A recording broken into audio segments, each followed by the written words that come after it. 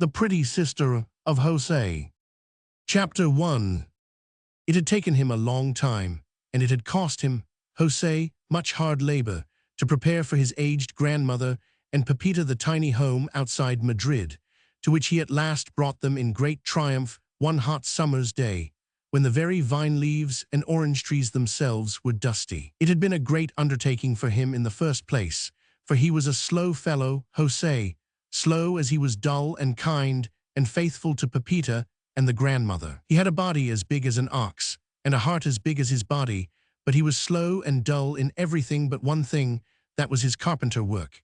He was well enough at that, and more than well enough, for he had always had a fancy and a knack for it from the time when as a boy he had worked in his uncle's vineyards and tilled his fields and fed his beasts. His uncle had been counted a rich man among his neighbors, but when his sister and her husband died and left the two children, José and Pepita, penniless, and with no protector save himself and their grandmother, already an old woman, it was upon the grandmother that the burden fell, for he did nothing for them except to give them, grudgingly now and then, a few poor vegetables or a little fallen fruit. It is true that when José was old enough to labor in the fields he gave him work to do, but he paid him ill and treated him ill also, giving him poor food and harsh words, and often enough blows the poor lad did not deserve. So it came about that, while he was at his work, José fell into the way of planning to escape from all this, and make another home for himself and his pretty child sister and the old woman. He knew there was only one way to do it.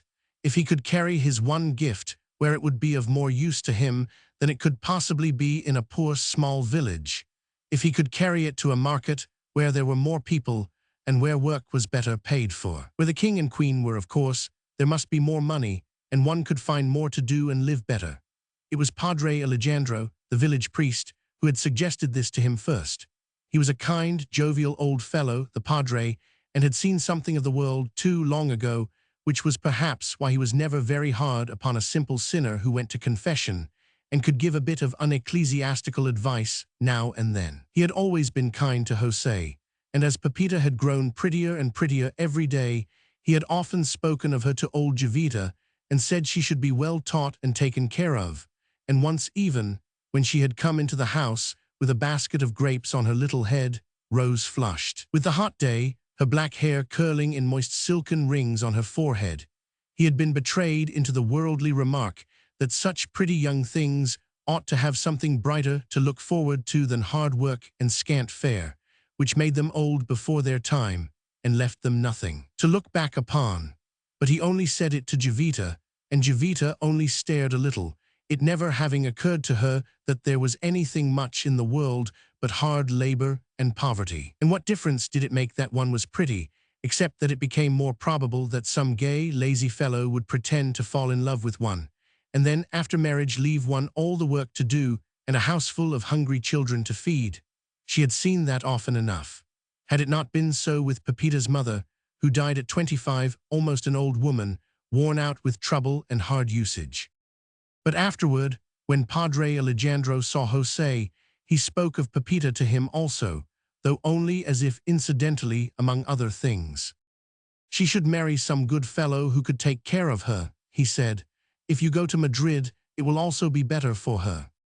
And so the end of it all was that after much slow planning and many hopes and fears, and more than one disappointment, there came a day when the uncle was thrown into a violent rage by losing his best and most patient worker, and the poor cottage stood empty, and José and Pepita and Jovita found themselves in a new world.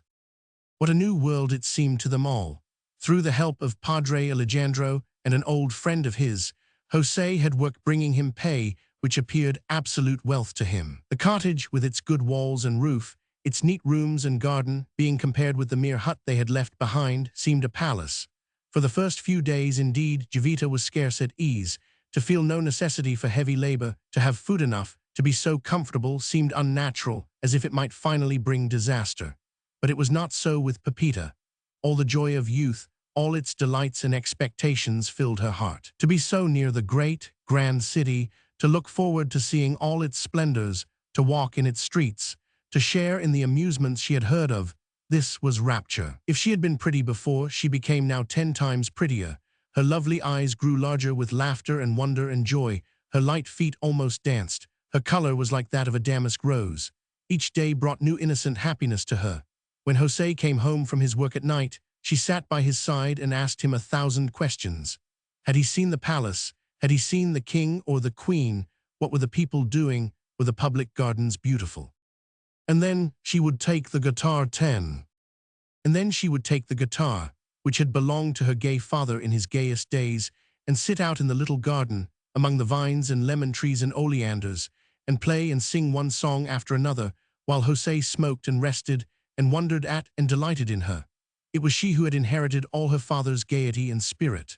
José had none of them, and being slow and simple, had always found her a wonder and a strange pleasure. She had indeed been the one bright thing in his life, and even her willfulness had a charm for him.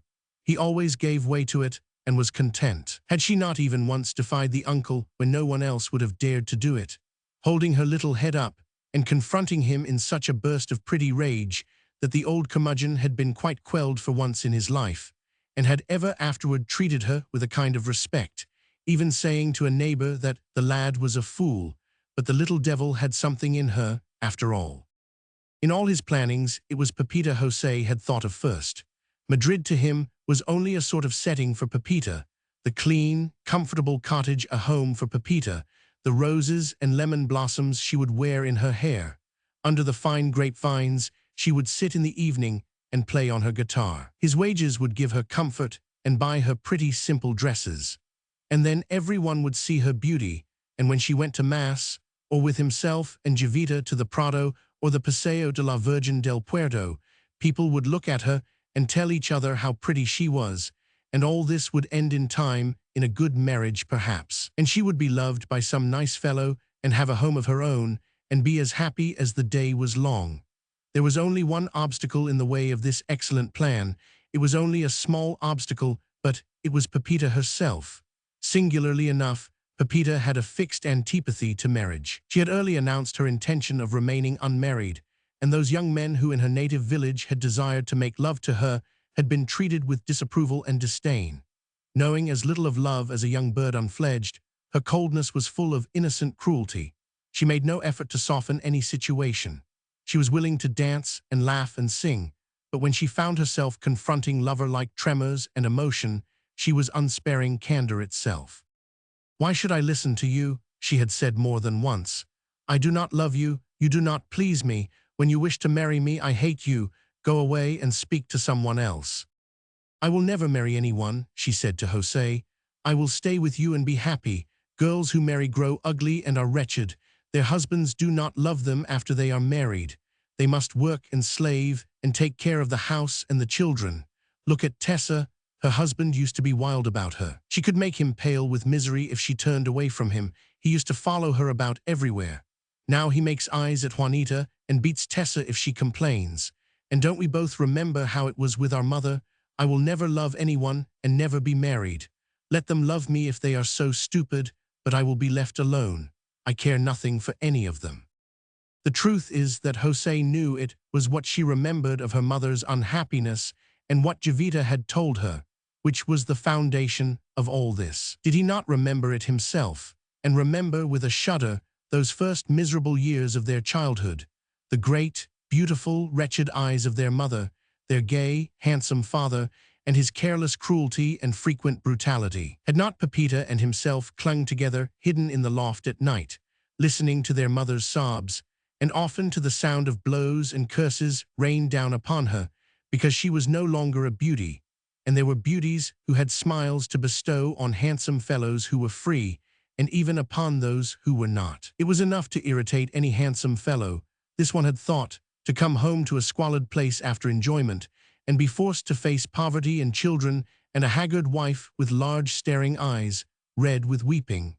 Yes, Pepita and José remembered all this, and upon Pepita's character it had left curious traces. Young as she was, she had awakened quite grand passions in more than one heart, and on 2 or 3 occasions the suitors had been of far better fortune than herself, one of them, indeed, being the only son of a rich farmer, who might have chosen a wife of much greater importance than this pretty, scornful child, and whose family rebelled bitterly against his folly, and at last sent him away to Seville, but not before Pepita herself had coolly trodden him under her small feet.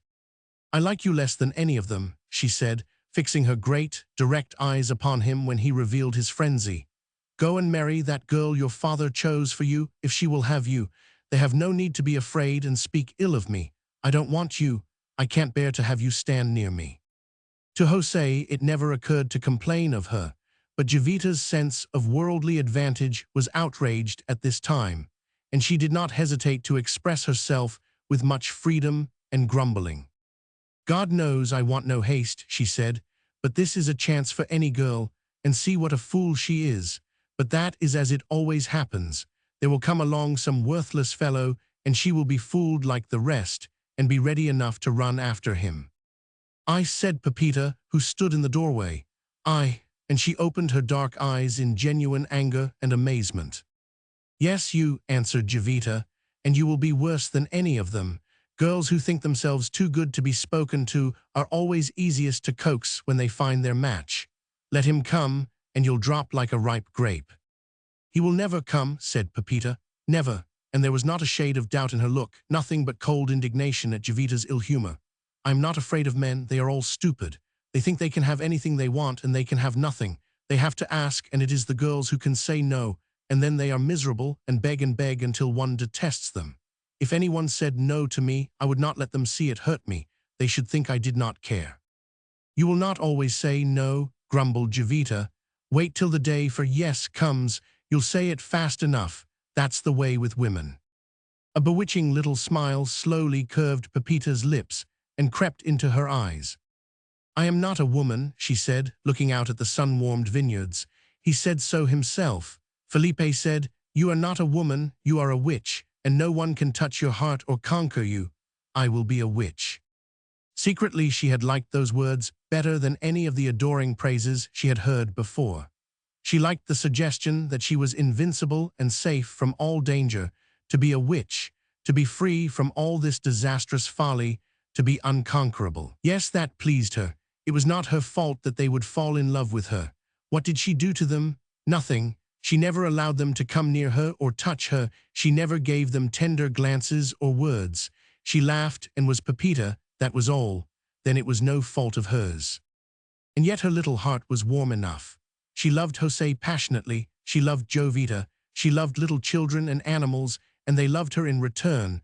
Old men and women adored her because of her simple, almost childish kindness and her readiness to help those who needed her young strength and bright spirit. It was only men who made love who were shown no mercy. She did not know that they needed mercy. She did not understand, that was all. It was as José had known it would be. When on the first holiday he took her to the public gardens with Jovita, everyone who passed them gave her a second look. Many turned to watch her. Certainly, there was not a man who did not glance over his shoulder at the bewitching girlish figure with the small round waist, at the piquant radiant face, at the well-carried little head with the red rose blooming in its cloud of soft black hair.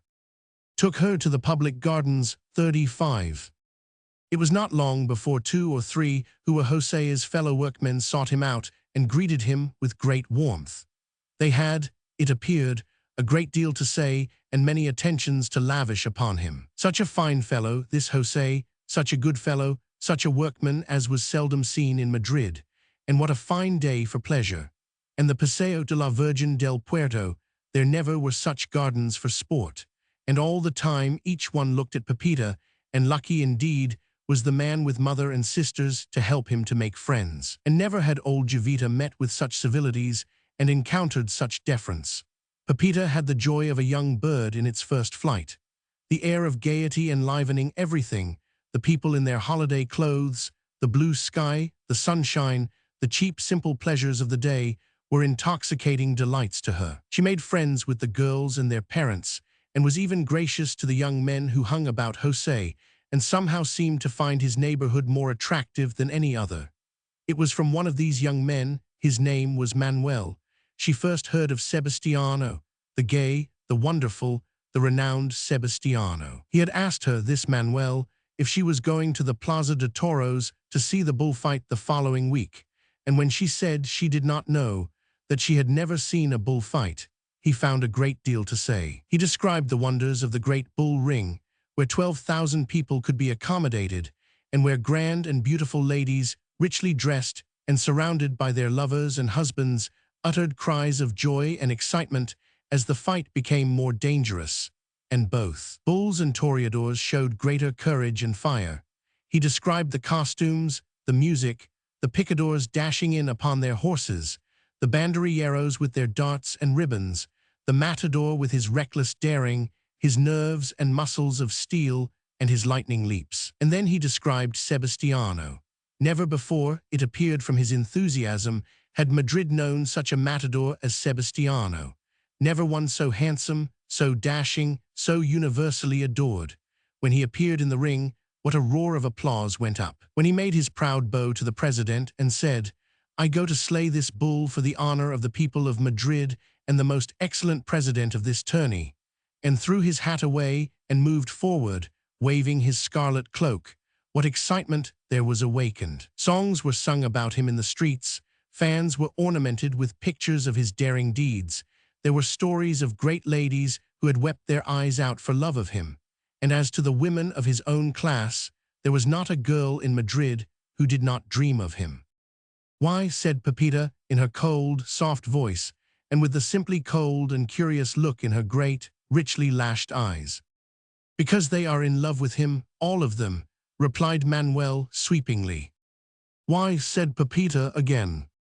"Why?" Manuel echoed, somewhat bewildered by the frank, indifferent ignoring of all natural reasons in this question. "Why? Because he is so tall and strong and well-made, because he is handsome, because he is more daring and graceful than any of the others, because he is Sebastiano." Pepita laughed and opened and shut her fan quickly. "Why do you laugh?" inquired Manuel. "I was thinking how he must despise them," she answered. "Oh no," said Manuel, who was not very clever. "He is always good to women. There was Sarita, a poor little thing who had always lived in the country. She saw him at her first bullfight and was never happy afterward. She could think of nothing else, and she was too innocent to hide it. She used to slip away from home and contrived to follow him when he did not see her. She found a woman who knew someone who knew him, and she gave her all her little savings in presents to bribe her to be her friend and talk to her about him. Once or twice she met him, and because she was such a pretty little one, he spoke kindly to her and praised her eyes and her dancing. He did not know she was in love with him." Pepita laughed again. "Why do you do that?" Manuel asked. "He knew," said Pepita. "He would think she was, even if she cared nothing for him, and since she did care, he would know before she did, and would be proud of it, and make it as much worse as he could." Manuel gazed at her a moment in silence, twirling his rather small mustache.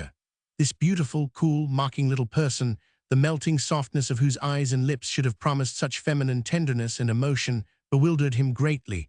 It was plain that she was wholly unmoved by the glories of Sebastiano, and saw no glamour in his romances.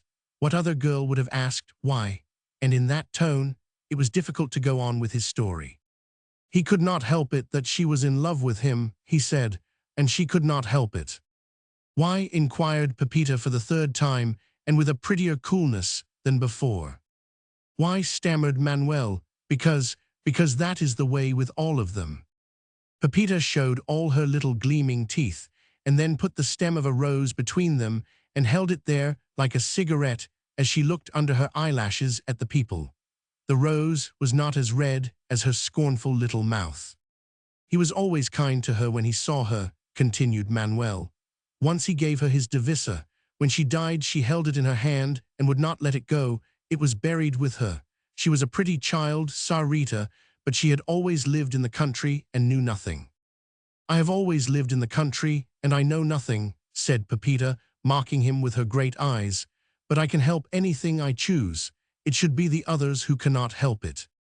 She thought him dull and tiresome, and soon wished he would go away, but he could not help it, and lingered about with all sorts of stupid excuses. The more she bewildered him, the more he was fascinated. It was almost enough to stand and stare at her and hear her voice as she talked to the others. How pretty she was, that girl, how she held her head as if she was some high-born lady instead of a peasant. When some passerby, more bold than the rest, made loud enough to be heard some comment upon her beauty, it did not disturb her in the least. It was as if it were nothing to her.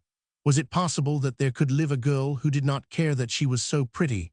But to imagine that she did not care was to make a great mistake. She cared very much. Ever since she had been a tiny child, her little mirror and the water of the fountain had reflected back to her this pretty face, with its soft rose of cheek and mouth, its dark liquid eyes, and soft babyish rings of hair curling on the forehead. She had always heard, too, that she was pretty, and as she had grown older, she had found out something else, namely, that she had a power more strong and subtle than that of her beauty, a power people did not even try to resist. She did not call it by any name herself or understand it in the least. She often wondered at it, and even sometimes had a childish secret terror lest the evil one might have something to do with it, particularly when without making any effort, when simply standing apart and looking on at the rest, with a little smile she had drawn to her side the stupid love-making for which she cared nothing. It was not so with Dolores and Maria and Isabella, who were pretty too. Somehow, handsome as they were, they must use their eyes on their lovers, they must laugh and dance and talk to be adored, while she need do nothing but be Pepita.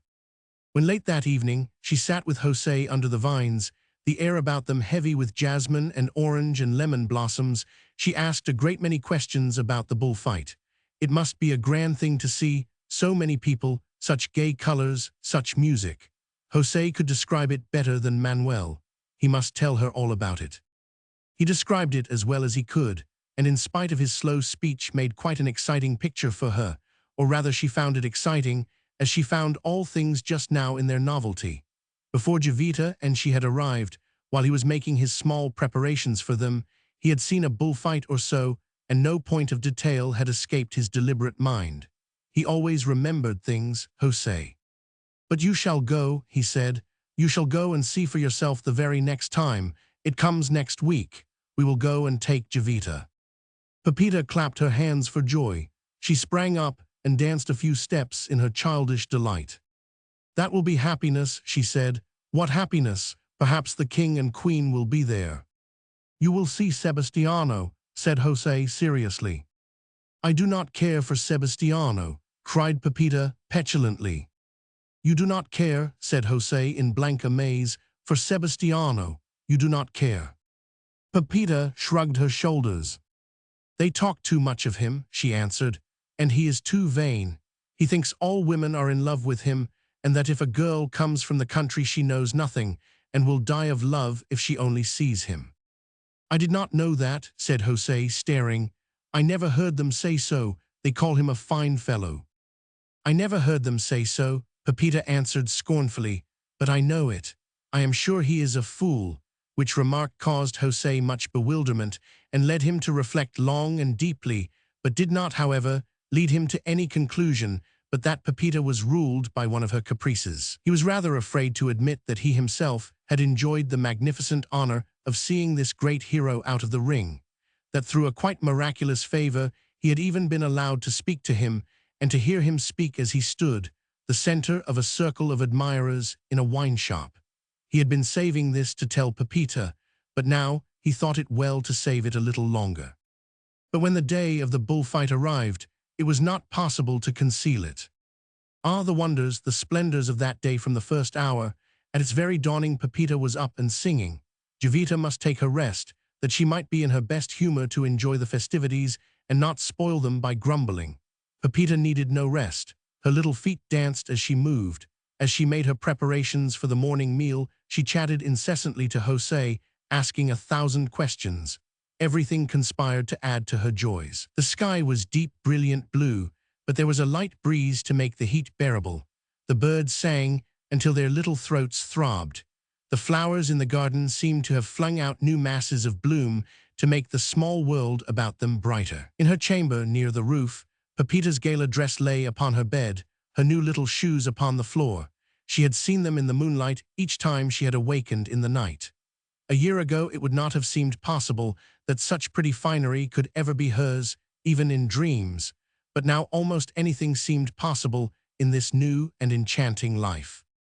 And when she was dressed, how bewitching she was, how her rose of a face glowed and dimpled, how enchanting was the velvet darkness of her eyes, how airy the poise of her little black head, with its brilliant flower tucked in at the side of the knot of curly hair. Jovita stared at her and made a queer half-internal sound of exclamation. It was not her way to express approval at all freely, and she had no opinion of people who wasted time in telling girls they were pretty. But José looked at the girl as he might have looked at some rare tropical bird which had suddenly flown into the house. He looked and looked again, pulling his mustache, his not always alert face warming.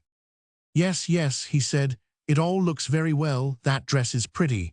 None of the other girls will look better, even Candida." Pepita laughed. Candida had been considered a great beauty in the village they had left, but she knew she was prettier than Candida. José laughed also, though he scarcely knew why.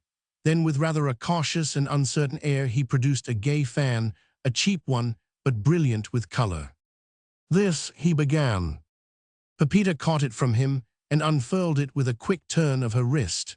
On one side was a picture, a dashing erect figure in a richly hued costume. "It is Sebastiano," said José guiltily. Pepita nodded her head and smiled. "I knew it," she said. "I knew he would look like that." "There is no other man who can slay a bull as he can," said José. "Let him slay them," answered Pepita, and she stood and waved her fan with the prettiest inscrutable air in the world.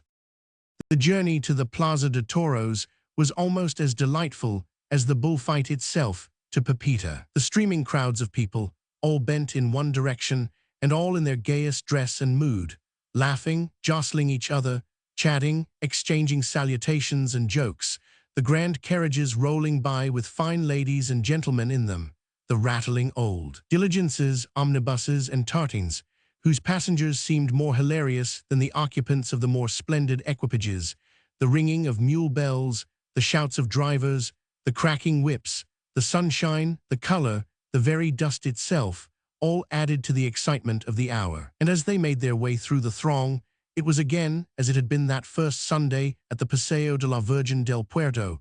Heads turned and exclamations were uttered when Pepita went by. And somehow it seemed that José was better known than even he himself had imagined. He received so many greetings. The truth was that already those who had seen the girl had spoken of her among themselves, and to others, their readily fired Spanish natures aflame and elate. And those who had not seen, but only heard of her, were in as susceptible a condition as the more fortunate ones. She had been graphically and dramatically described again and again, so that by many a one she was recognized as the pretty sister of José. That was what they called her, the pretty sister of José. She heard it half a dozen times, but never once even so much as lifted her long lashes. She was so used to admiration that it was as if they spoke of someone else, and it moved her not in the least, as she sat watching the bulls, to know that bold or languishing eyes dwelt upon her face, and that efforts were being constantly made to attract her attention. It was a magnificent day, everyone said so. There were splendid bulls and splendid dresses, and the fighters were in superb condition. The people were in good spirits too. The little breeze tempering the heat had, perhaps, something to do with it. Everything pleased them. They applauded wildly and uttered shouts of encouragement and delight to bulls and toreadors alike. The grand people were richly attired. Beautiful ladies watched with excited eyes the bulls, wearing their colors in rosettes of satin and glittering tinsel. The thousands of waving, brilliantly hued fans fluttered like a swarm of butterflies. The music filled the air. Pepita sat in a dream of joy, the color coming and going on her cheeks, her rapture glowing in her eyes. She was a Spanish girl, and not so far in advance of her age that the terrible features of the pastime going on before her could obscure its brilliancy and excitement. Truth to tell, she entirely forgot Sebastiano, not even recognizing him in the pageant of the grand entry. She was so absorbed in its glitter and blaze of color. But at the killing of the bull, that was different. Just a moment before she had awakened to the fact that Manuel was near her, near enough to speak. He had been staring at her and growing more restless every moment, until he had at last attracted the attention of José and Jovita, and his first words to her came amid shouts of applause and delight. "Sebastiano," he said, "it is Sebastiano." Pepita turned to look. With what a proud and careless air he advanced, with what a strong, light step, how he held his head and shoulders, how his gold and silver garnishings glittered, how the people called to him with a sort of caressing ecstasy. They adored him, he was their idol. Yes, there was a thrill in it, even for her cold heart. She felt a quick pulsation. To be so proud and triumphant and daring, to be the central point of everything, to be able to awake this exultant fervor, was something after all. And he was beautiful too, though she cared nothing for that, except as she could see that it added to his triumphs and made them more complete. His athletic grace of bearing, his dark, spirited face, with its passionate Andalusian eyes, their shadows intensified by the close, long black lashes, the very arch of his foot and superb movement of his limbs, would have set him apart from ordinary, less fortunate mortals. But to have all this and be also the demigod of these impassioned people, it must be worth living for. If one cared for men, if one did not find them tiresome, if one was simple enough, like Sarita, to be carried away by things, there was at least something in all this to interest one a little. "It is Sebastiano," said José. 5770K. But Sebastiano was addressing the president of the games. He extended his glittering sword and made his announcement in a clear, rich voice.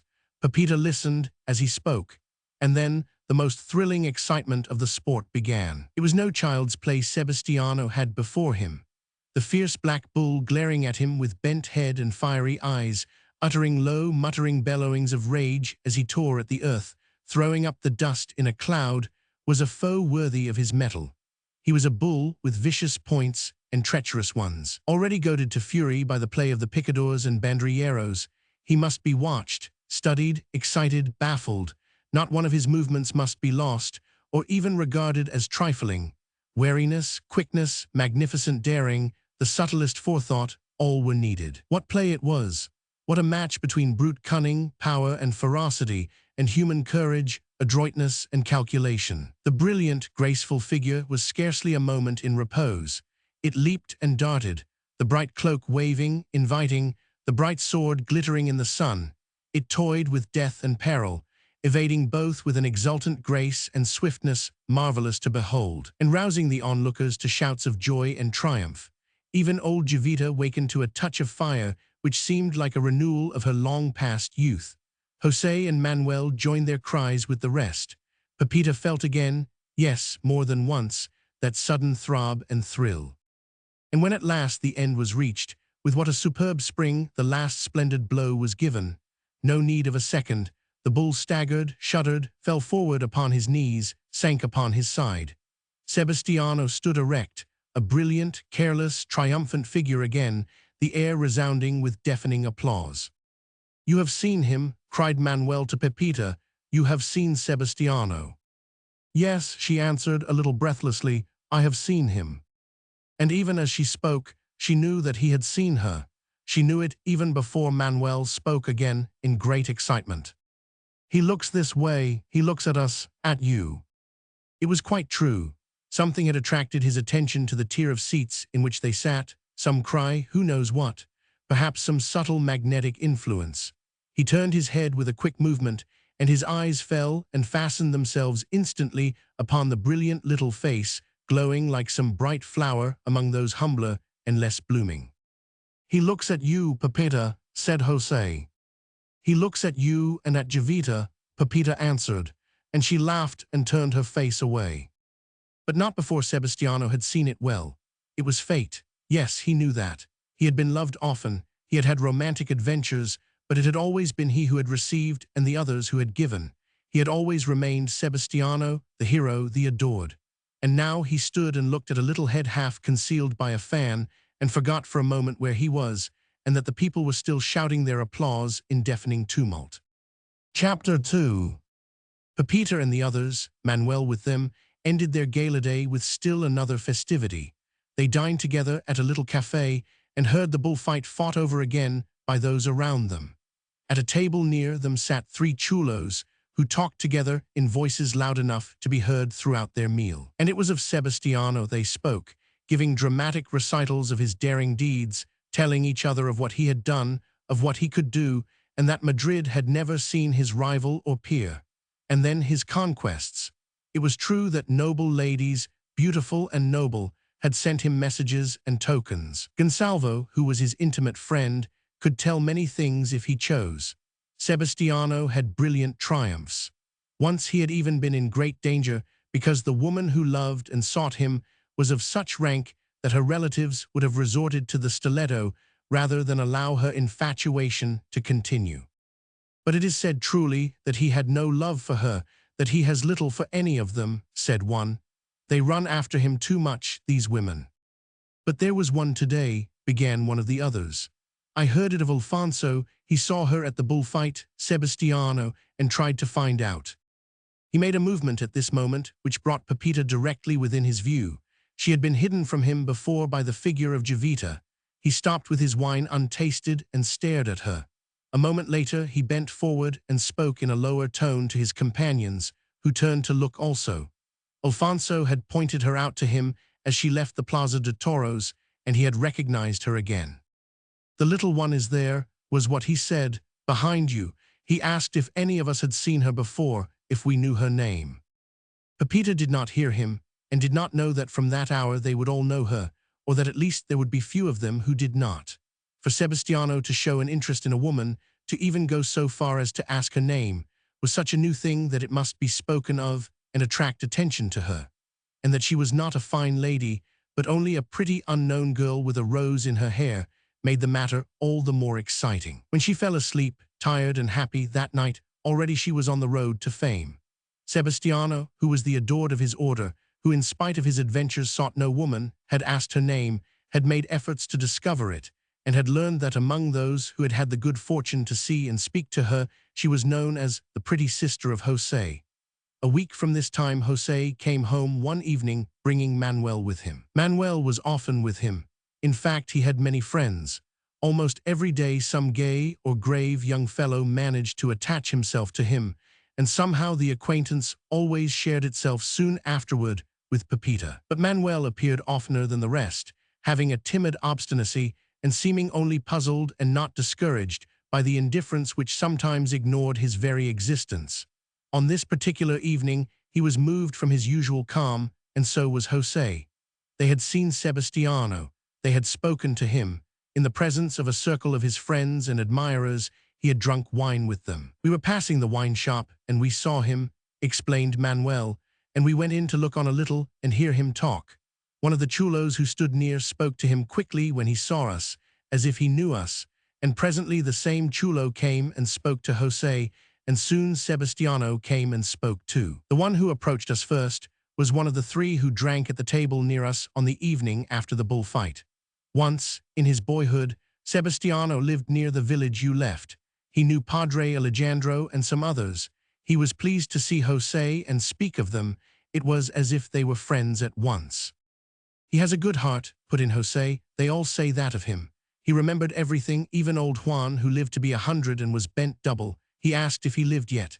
It seems strange that he was once so near us, and was a little lad, ill-used and poor. He is not too proud to remember it. He would be a good friend to one in trouble, Sebastiano, though he is rich and spoken of by the whole world.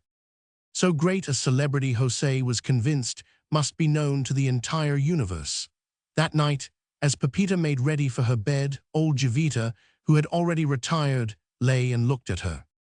The girl stood in the flood of brilliant white moonlight which bathed part of the bare room. Her round, dimpled arms were lifted as she unwound the soft, dusky coils of her hair, to which there yet clung a few stars of jasmine. There was the shadow of a smile on her lips, and she was humming a tune.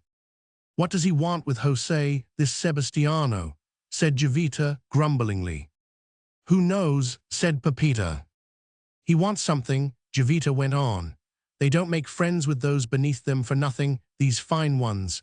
They all talk of you, these foolish fellows, and he has heard, and makes friends so that he can see you." "What do they say of me?" asked Pepita, without deigning to look up. "Men are all fools," grumbled Jovita, "and they think girls are fools too. They say you have a pretty face, and he thinks he can make a fool of you if you are not one." "Does he?" said Pepita, with a dimpling, cruel little smile. "Let him come tomorrow tonight. Let him begin." "He will begin soon enough," Jovita answered. "You will see. Be sure he does not play the old game with you as he did with Sarita. Shook the small stray blossoms out of her hair. 69. Pepita shook the small stray blossoms out of her hair and began to retwist the coil, breaking into singing in a clear voice. White, white is the jasmine flower. Let its stars light thee. Here to my casement, where I await thee. White, white is the jasmine flower. Sweet, sweet is the heart of the rose. Sweet my mouth's blossom. She stopped short and dropped her arms. See, she said, let him want what he will, let him come 1,000 times, and I will never speak to him. In the gardens the next Sunday they met him.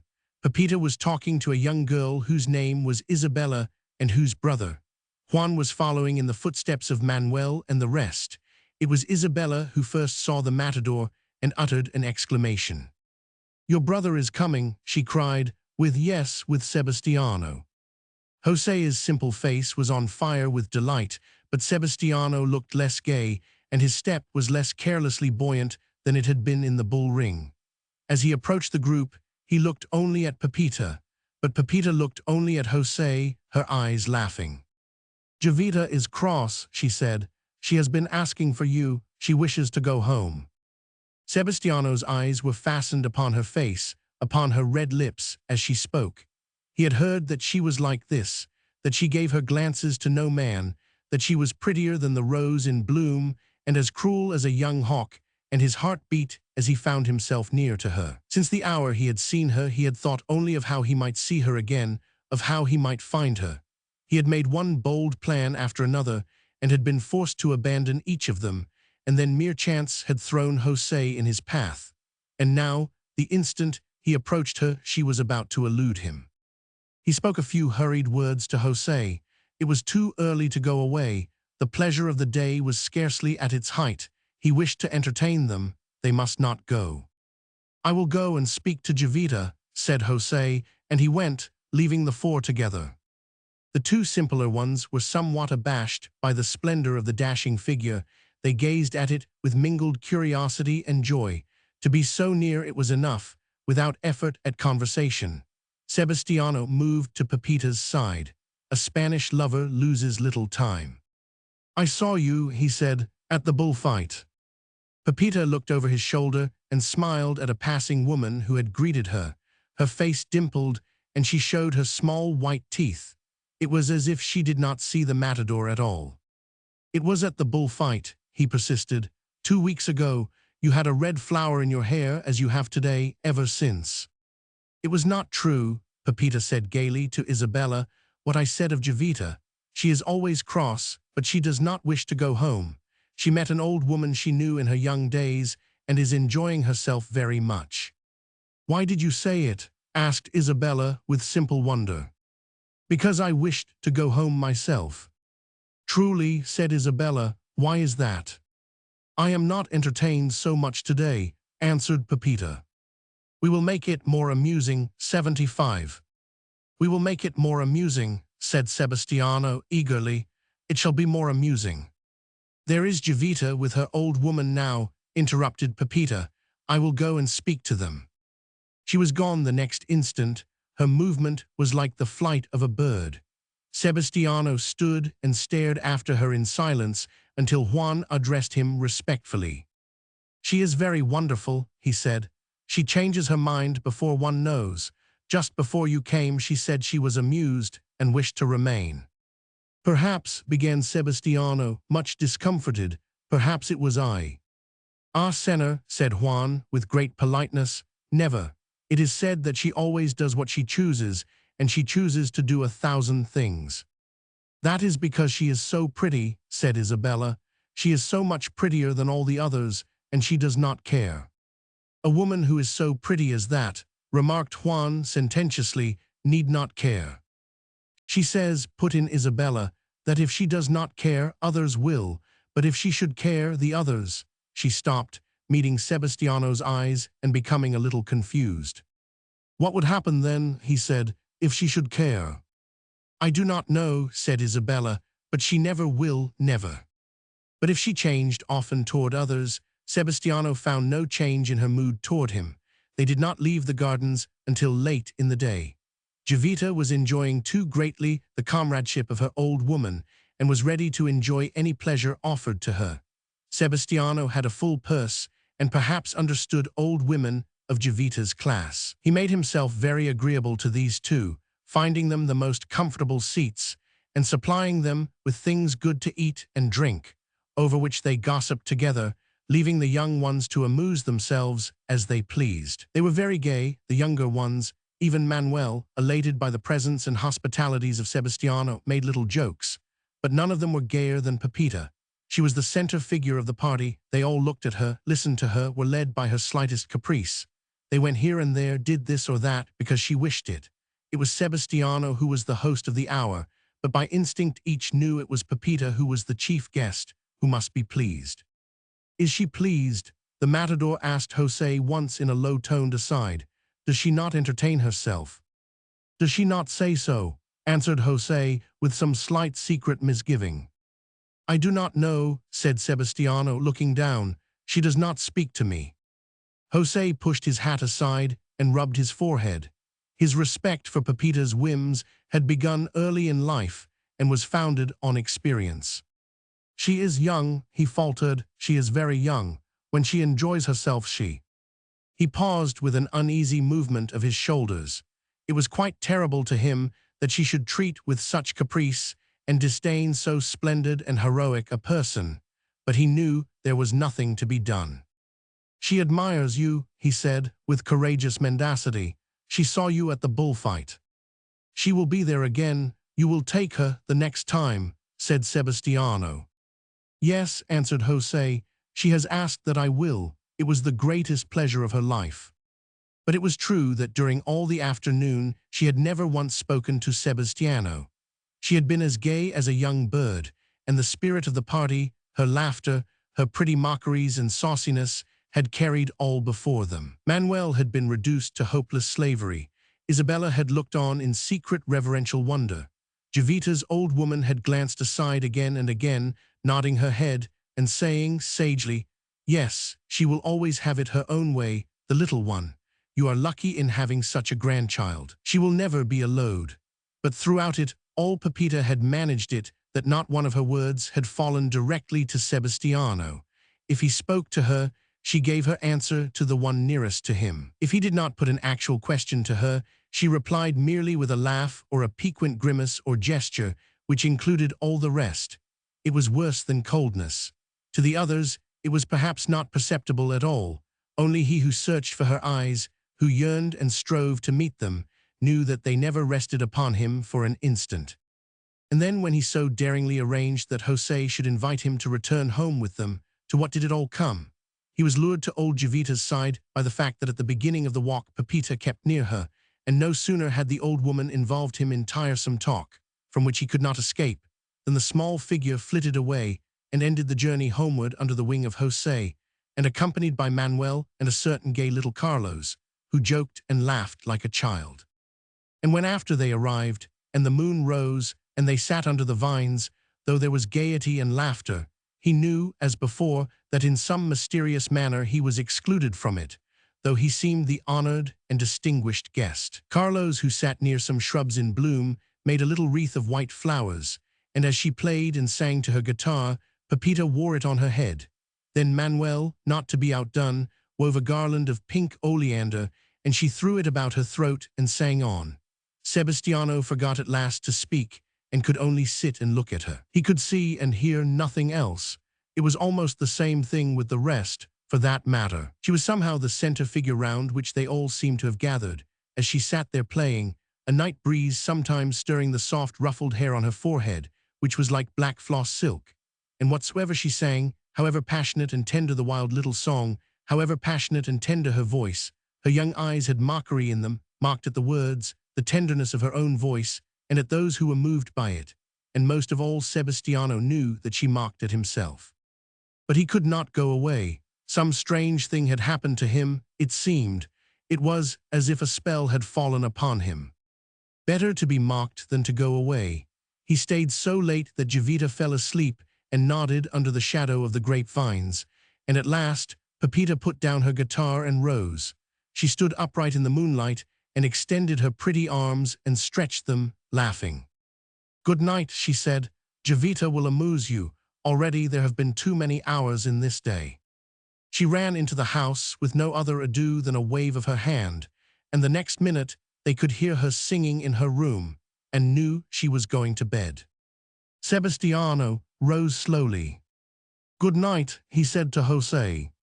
Manuel and Carlos said good night also, and went out together, walking side by side down the white moonlit road. But Sebastiano moved away from the shadowing vines with a lingering step, and José went with him a short distance. Something in his hero's air of gravity and abstraction somewhat overawed him. "She has not been entertained," said Sebastiano at last. "Yes, yes," said José. "She has had pleasure all the day, and she is fond of pleasure. She said there had been too many hours in the day." José rubbed his head a little reflectively for a moment, and then his countenance somewhat brightened. "She wished to lie a little for amusement," he said affectionately. "There is no wrong in her, Pepita, but sometimes, to be amused, she will tell a little lie without sin in it, because she knows we understand her. She does not expect us to believe. We who are used to her know her better. You will also understand in time." "Then I may come again?" asked Sebastiano. The heavy body of José almost trembled with simple pleasure. "It is all yours, Senor," he said, with a gesture including the little house and all the grapevines and orange blossoms and oleanders. "It is poor and small, but it is yours, and we." Sebastiano's dark eyes rested for an instant on a little window under the eaves, where a jasmine vine wreathed a thick tangle of green, starred with white flowers. And as he looked, a voice broke through the fragrant barrier, singing a careless, broken bit of song. "White, white is the jasmine flower. Let its stars light thee." "It is Pepita," said José. "She always sings when she is pleased. It is always a good sign." If her singing was a sign of pleasure, then she must have been enjoying her life greatly in the days that came afterward, for she was singing continually. As she went about her work, there was always the shadow of a smile on her lips and in her eyes, as if her thoughts amused her. And she was in such gay spirits that José was enchanted. He had only one vague source of trouble. All the rest had turned out so well.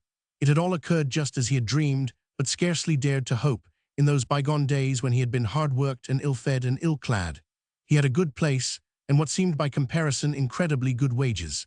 He had the nice little house, and Pepita had holiday garments as gay and pretty as any other girl, and looked, when dressed in them, gayer and 10 times prettier than all the rest. That was what he had looked forward to most of all, and his end was attained. And when he walked out with her, all the young fellows who were allowed to come near, and many who were not, fell in love. Yes, it was true, he saw it himself and heard it on every side. It would take the fingers of both hands to count those who were frankly enamored, beginning with Carlos and Manuel. But it was at this point that the vague trouble came in. And it was Pepita herself who caused it, by her treatment of her adorers. To say that she dealt out scorn to them would be to say too much. She simply dealt out nothing and less. They might come and go, they might follow and gaze and sigh. She did not even deign to seem to know they did so, unless by chance one became too pertinacious, and then she merely transfixed him with a soft, cruelly smiling eye. "She will not marry any of them," said José to Jovita in bewilderment. "That will come soon enough," said Jovita. "She is pretty, and it makes her a little fool. All girls are like that, but one of these days you may look out. It will be all over. She is just the one to blaze up all at once." "I do not think she is a fool like other girls," said José with gravity. "But she does not seem to care about love. She does not seem to know. She is not even sorry for them when they are miserable." He did not consider himself when he thought of her marriage. In truth, he put himself in the background, for if some other man filled her life and her heart, his vocation would be gone, and there would be some dull hours for him before he could become used to it. But he had an innocent feeling that without this love, of which all men talked so much, the life he wished to be bright would not be quite complete. She was too pretty and too good never to be married, never to have a home of her own, and some fine fellow to love the dust she walked on. He himself was only José, and a brother was, after all, a poor substitute for a lover who could talk and sing and make jokes, and wear such a dashing air that she would be proud of him. That is it, he said sagely to himself. A woman must have someone to be proud of, and she could never be proud of me. If I were Sebastiano now, it would be different. He stopped suddenly and rubbed his head, as his habit was when he was startled or confused, and his face became rather red. Perhaps this was because he remembered that among all the rest, the magnificent, the illustrious, the beautiful Sebastiano was the one to whom she showed least grace. In fact, it was almost mysterious, her manner toward him. They had seen him often. He had come in many evenings to sit under the vines. When they went out for pleasure, it somehow happened that they nearly always met him. But when he joined them, Pepita became at once possessed of some strange, willful spirit. Upon reflection, José found that he had never yet heard her speak to him. It appeared to him, as he thought it over, that she always, by some device, avoided answering directly what he said to her. "That is a strange thing," said José, deeply mystified, as he suddenly realized this. "When one remembers how he can slay a bull. There is no one else who can slay a bull as he can. It is enough to make one weep for joy, and yet she can treat him ill." But he did not know how ill. Only Sebastiano knew that. Since the day he had stood in the arena and had seen all in a moment, as if a star had suddenly started into the sky, the small black head and rose of a face, he had lived in a fevered dream, a dream in which he pursued always something which seemed within his grasp, and yet forever eluded him. What had he cared for all the rest of the women? Nothing. It had confused and angered him when they had thrown themselves in his way or sent him offerings, and when he had been told of this or that beauty who was in love with his proud, bearing, and dashing courage. Women, what were women? He had only cared for the bulls, for the clamor of the people, and the wild excitement of the arena. All he had wished for was to learn the best stroke, the finest leap. But this girl, who had never opened her scornful little mouth to deign him a word, who had never once allowed him to look in her eyes, somehow this one drove him half mad. He could think of nothing else. He forgot even the bulls. He spent all the day and sometimes all the night in devising plans to entrap her into speaking, to force her to look at him. How obstinate she was, how she could elude him as if by some magic. What had he not done that he might be near her? He had followed her everywhere. José did not know that she scarcely ever went out without his following and speaking to her. He used to spring up by her side as if he had risen out of the earth, but after the first 2 or 3 times, he never succeeded in making her start or show any feeling whatever. But that first time, and even the second, she had started. The first time she had gone to the old well for water, and as she stood resting in the shade, a moment, he appeared with a bouquet of beautiful strange flowers in his hand. "God be with you," he said, and laid the flowers down a moment and drew the water for her. She watched him draw it, smiling just a little.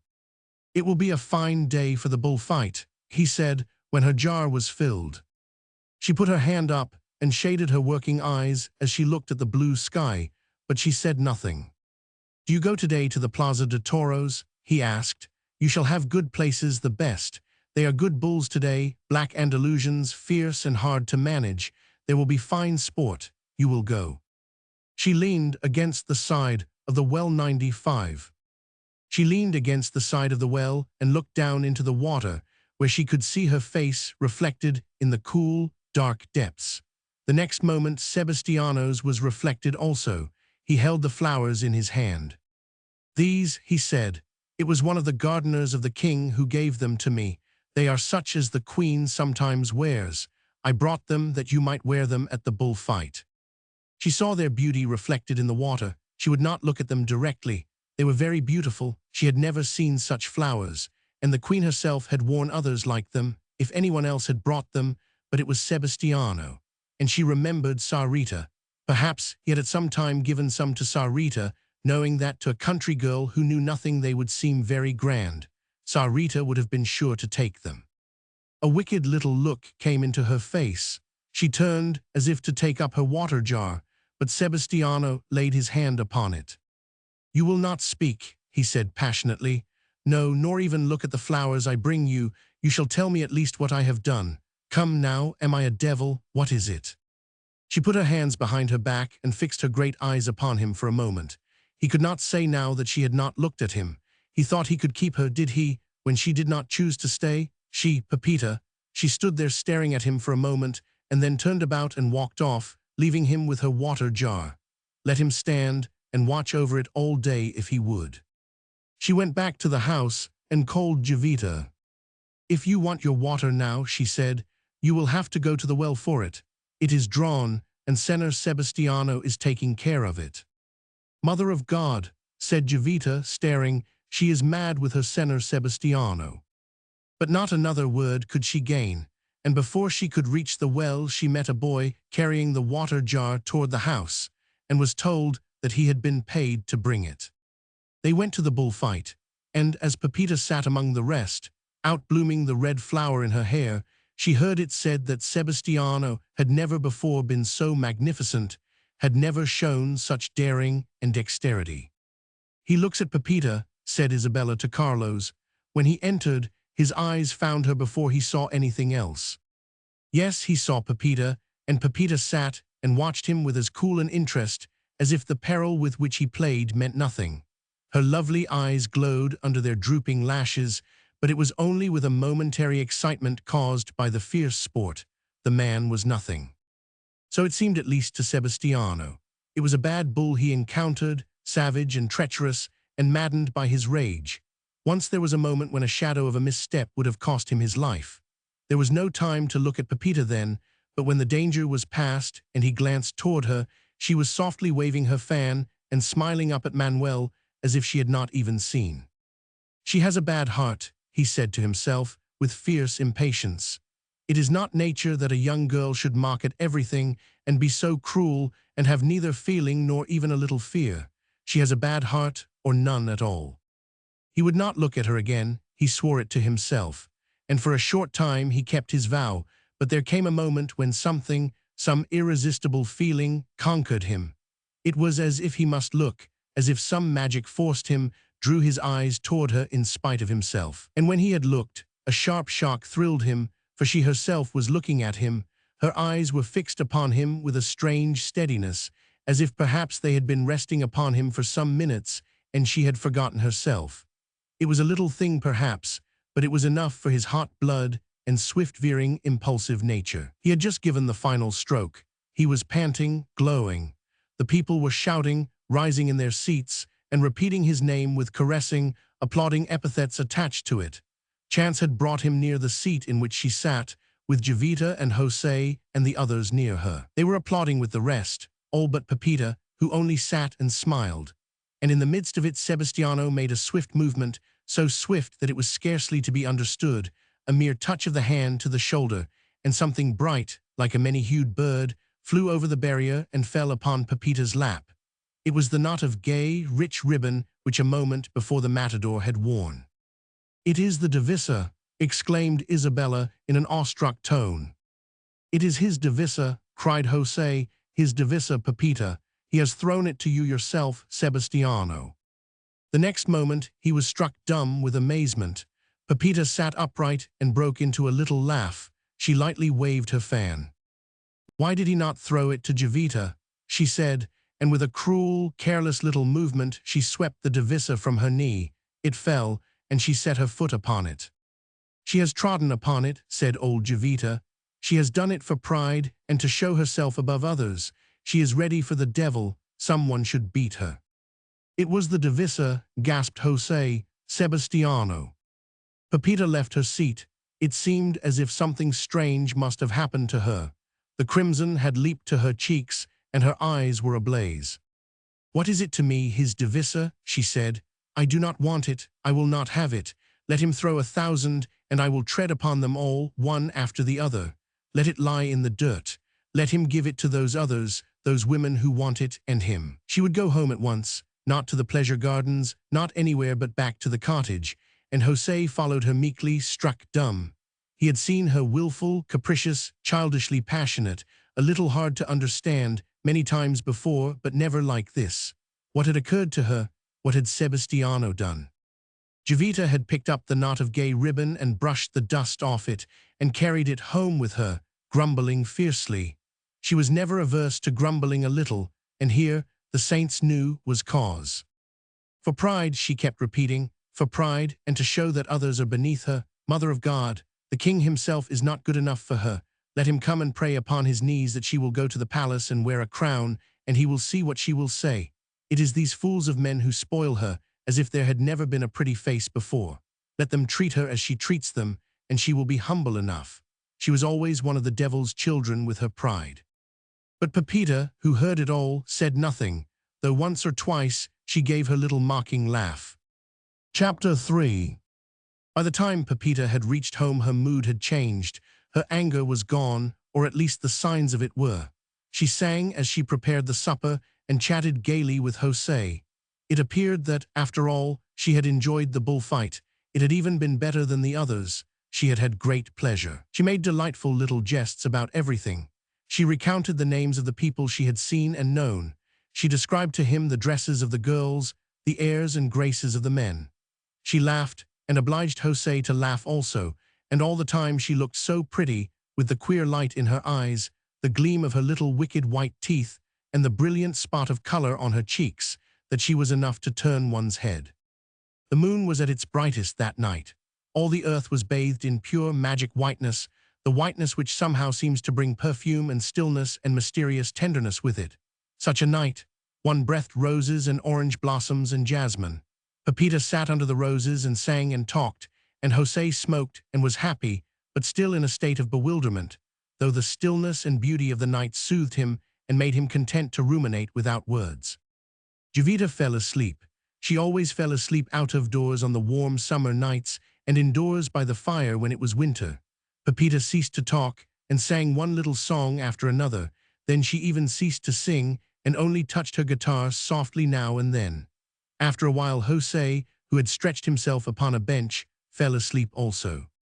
Pepita ceased to touch her guitar. She looked out at the flowers sleeping in the moonlight and for a few minutes was very still. Then she laid the guitar down and stepped out into the brightness. In the light of the moon, one cannot see the color in a face. Perhaps this was why hers seemed to be gone. She looked quite pale, and her lovely little brows were drawn together until they made a black line across her forehead. She clasped her hands behind her head, and with her face a little thrown back so that the light fell full upon it, wandered out among the trees and fragrant flowering things. She liked the jasmine best, and over one part of the low, rough wall there climbed one which blossomed with a myriad stars. So she went and stood by it, and looked now at it, now up and down the road, which the moon had made into a path of snow. And as she stood there, suddenly there started up on the other side of the wall the figure she knew so well, and the next moment it had vaulted over and was close to her. Sebastiano. She stood still, her hands still clasped behind her head, her face still upturned, and looked at him. Her hands still clasped behind her head. 107. He folded his arms and looked at her. As for him, whether the moonlight was to blame or not, he was as pale as death. "Yes," he said, "you are always the same. You do not change. One may come at any hour, but listen to me. You think I have come to reproach you. Why should I? I have fought bulls, but that does not teach men how to deal with women. I thought that if a man gave you his soul and his life and the breath of his body, you would listen some day and let him think of you. You are a woman, and you are made to be loved, but there is something hard in your heart. You are proud of having mocked a man who was honest and loved you. But hear me, it is better, after all, to be less pretty and more a woman." He stopped an instant. She had changed her position and stood by the jasmine, stripping the blossoms from it one by one. She began to smile and sing softly, as if to herself. "Oh, bird at my window, sing but one song to me, my lover who is light and gay." "And more a woman," said Sebastiano. "It is women men want." Pepita looked up and laughed. Then she sang again. "Who stirs the blossoms in the night? Who breaks the orange flower?" Sebastiano made a swift movement and caught her wrists, his eyes flashing fire. "That is nothing," he said. "You are woman enough. The time will come. It will not be always like this. You can be made to love. Yes, you are one of those who must be made. Then you will suffer too, and it will be good for you. You will speak then." He paused a moment and held her arms a little apart, looking at her with a sudden change to mournfulness. "How pretty you are," he said. "How little and how pretty. If you were good and gentle, and one might touch your cheek softly or stroke your hair, how one would love and serve you. No, you cannot move. I have not fought bulls for nothing. If I let you move, you will struggle and hurt yourself. Listen, I am going away. I will trouble you no more now. I will wait. If one waits long enough, pain ceases and one forgets. It is so with a wound. Why not with what one feels for a woman? I said you could be made to love, but let that be left for another man to do. I want no love like that. I want a woman. Someday you will not cast the divisa under your feet. You will take it and hide it in your breast. It will not be mine, but some other man, who loves you less. I loved you, I was mad for you, but it shall cease. It is better to think only of the bulls than to play the fool for a woman who has no love in her heart. You are pretty, but that is not everything. You can work spells, but a man can break through them. There, go. He gave her one long look, flung her hands aside, and had vaulted the wall and was gone himself 1 moment later.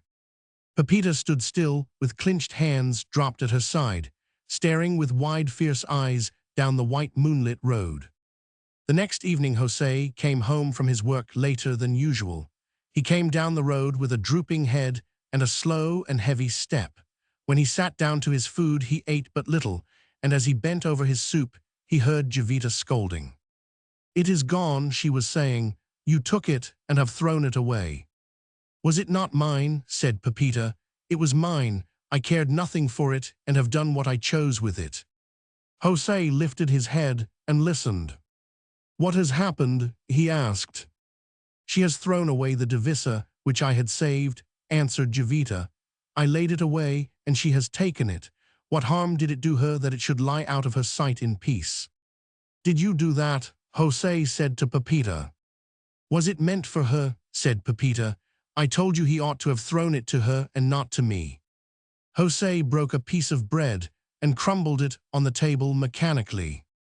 "You need not have done that," he said. "I wish you had left it in its place. It did no hurt, and we shall not see him again.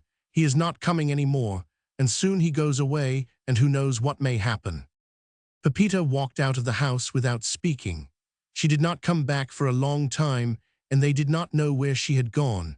But as that was her way when she was in a naughty humor, they were not anxious about her. When she returned at last, the moon was shining again, and Jovita was asleep in the shadow of the vines, and José sat on the bench outside the door, smoking. Pepita sat down on the threshold, 115. Pepita sat down on the threshold and rested her head against the side of the door. She said nothing at all, and only looked out at the dew-laden flowers sparkling in the garden. There was silence for several minutes, and then José turned uneasily and spoke. "Yes," he said, "he will not come again, and soon he goes away. It is for the best. He is very strong and determined. Perhaps that comes of fighting bulls. He said he wanted you, but you did not want him, so he must forget about you. He must cease to think of you or hear of you. He asked me as a friend not to let him see me for a while until it was over. To see me would remind him of you, and that would not do. He asked it as a friend. There was no unkindness. He is my friend, yes, though he is Sebastiano, and I am only a poor fellow who works hard. It will all be as well as ever between us when it is all done with and we meet again. If you had wanted him, we should have been brothers." Pepita sat still.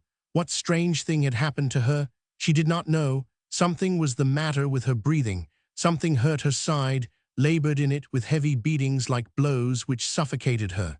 She shut her hands and drove the nails into her palms. She could not have spoken for the world.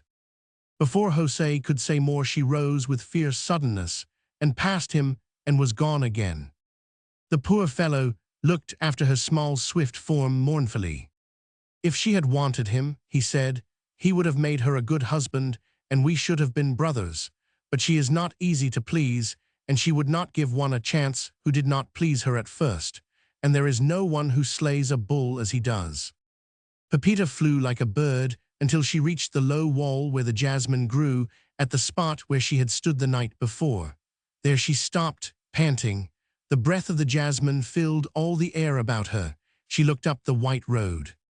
A strange new passion filled her. She did not know whether it was anger or not, but if it was anger, it was of a new kind, with more pain in it than she was used to. He would not come again, not at all again. He would not appear at her side as if he had sprung from the earth. He would not follow her or plead with her or look at her every moment he was near her. He would not try to make her speak. Only last night he was here in this very spot, and now he would never speak like that again. He would forget her, not care for her, forget her, Pepita. She would not believe it. She knew he could not. They never did. They always loved her best and wanted no one else. And still, the labored throbbing went on in her side, and she panted for breath. "Come back," she cried, looking up the white road. "I tell you to come back. You shall, do you hear? I tell you, Pepita." But there was no answer, no sound of any footstep, no sign of any advancing shadow. The road stretched out its white length in utter solitude, and a strange, wild look came into her beautiful little face. "Do you not hear?" she persisted. "I will not speak to you if you do come. I will give you nothing. I will not look at you, but you shall come because I will it, because I am Pepita." Still there was only silence and loneliness. Suddenly she flung out her hands and stamped her foot. "I will kill you," she said. "If you do not come, I will kill you." Then almost immediately she put her clenched hand to her beating side and sank down upon the earth, burying her face in the dew-wet fragrant tangle of the jasmine. But he did not come back, and yet every night she went and stood by the low wall and looked up the white road and watched and waited. For a long time she did not know what she intended to do if he should appear. All was vague in her mind. At first it seemed only as if her whole being went out into the fierce demand that he should come, and the obstinate proud belief that it must be as she wished, that he could not resist and disobey her. Who had ever disobeyed her? Not José, not Jovita, for all her grumblings, not any of those others. And was it likely that he who had adored her more than all the rest, who had watched her with that hungry love in his eyes, could do what no other had ever done? She told herself this over and over again, but he did not come. She began to feel a feverish eagerness when she dressed herself, a passionate desire to be pretty, to be prettier than ever before. She used to stand before her scrap of looking-glass to try on one bit of simple finery after another, twisting up the soft cloud of her hair afresh a dozen times a day and putting a fresh flower in it. She went to the well again and filled her jar, and emptied and filled it again, and lingered, and tried not to look round when she heard a footstep. But the right one never came, though her heart's throbbing shook her many times in false alarm. She was only a child, a passionate Spanish child, ignorant and full of fierce young natural impulses, and she knew only childish, crude methods. So she made herself beautiful, and showed herself in the places where she thought he would see her and be unable to resist her will and her beauty. But though she made José take her here and there and everywhere, she never saw Sebastiano but once. It was in the public garden where they had first met. They were sitting in the shade refreshing themselves with wine, and he came toward them, not at first seeing them. Pepita clutched her fan until she broke it, and a wild exultation sprang in her breast. She had seen before she left home that she had never before been so pretty. There had come into her face a new look, a fire that had burned deeper every charm. He would see that she was Pepita still, and that he could not keep his word if she chose. He drew nearer and nearer, still not seeing them. He was talking to the three companions who were with him.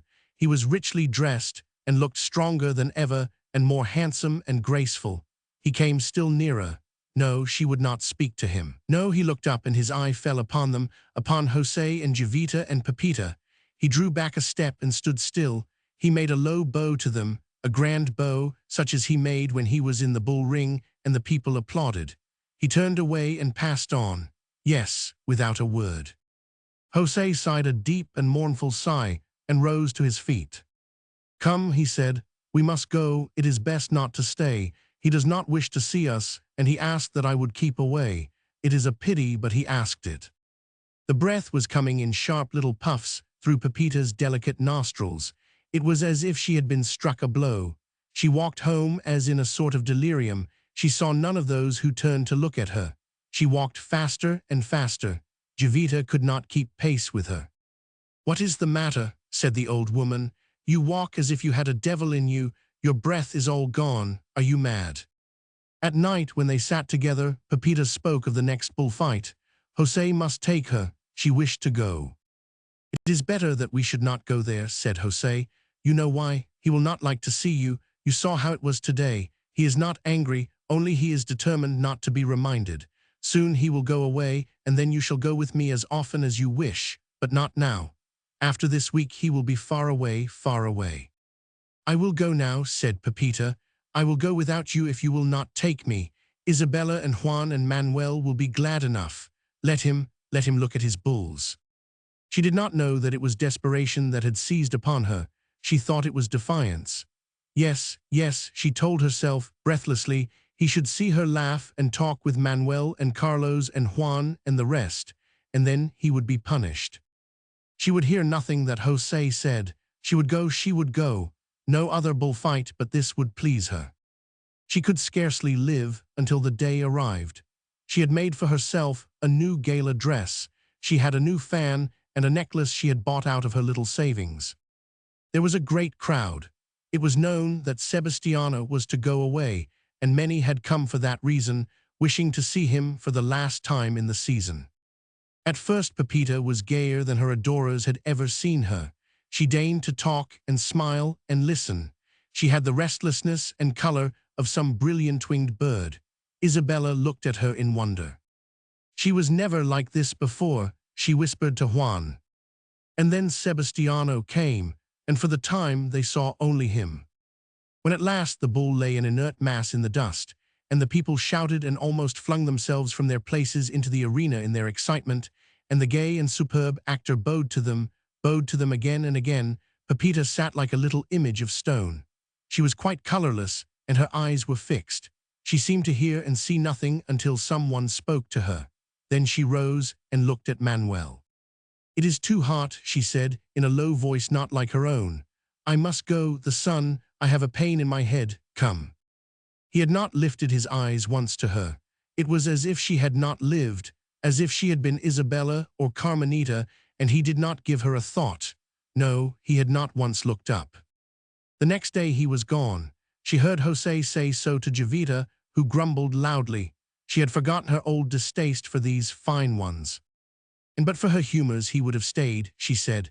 What more does she want than a fine, well-built man like that, a man who is well-to-do, and whom every other girl would dance for joy to get? But no, nothing but a prince for her. Well, we shall see. She will work for her bread herself at last, and serve the other women who have homes and husbands. In the middle of the night, she was wakened from her slumbers by something, she knew not what. Soon she perceived it was Pepita, trembling. What is it now? Demanded the old woman. I stayed out in the dew too long, said Pepita, and I am cold. That is well, said Jovita. Get chilled through and have a fever, that we may ruin ourselves with doctor's bills, and all because you choose to remain in the night air when you should be asleep. Pepita lay on her pillow, her eyes wide open in the darkness, her small hot hand clutching against her breast something she had hung round her neck by a bit of ribbon. It was the divisor she had stolen from Jovita, and which had not been thrown away at all. In the daytime it was hidden in the bosom of her dress. At night it hung by a cord and her hand held it. By this time a sort of terror had mingled itself with her passion of anger and pain, and she lay trembling because she was saying to herself again and again, I am like Sarita, I am like Sarita. She said it to herself 1,000 times in the weeks and months which followed, and which seemed to her helplessness like years. She said it in as many moods as there were hours of the day, sometimes with wild, unreasoning, childish rage, sometimes with a shock of fear, sometimes in a frenzy of shame, sometimes, as she stood and looked up the road, her cheeks pale, her eyes dilated with self-pity and tears.